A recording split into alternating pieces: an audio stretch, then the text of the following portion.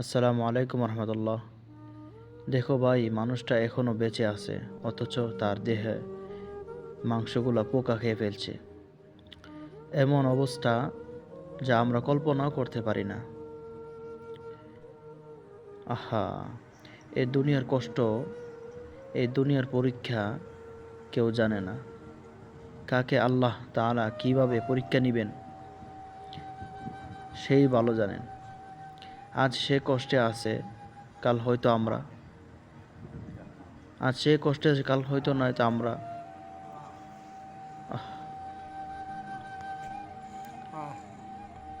তাই অহংকার না করে কৃতজ্ঞতা হও আল্লাহর কাছে।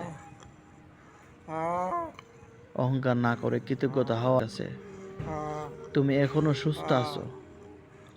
আল্লাহ যেন এই বৃদ্ধ লোকটাকে রহম দান করে, কষ্ট থেকে মুক্তি দান করেন, এই দোয়া করি আমরা সবাই। এবং যারা যারা এই ভিডিওটা দেখতেছেন, সবার কাছে আমার অনুরোধ রইল, একটু শেয়ার করে দেন, একটাবার শেয়ার করে দেন। হয়তো আপনার একটি শেয়ারের মাধ্যমে অন্য ভাইয়েরাও দোয়া করবে এই লোকটির জন্য। দয়া করে একটি শেয়ার করবেন প্লিজ।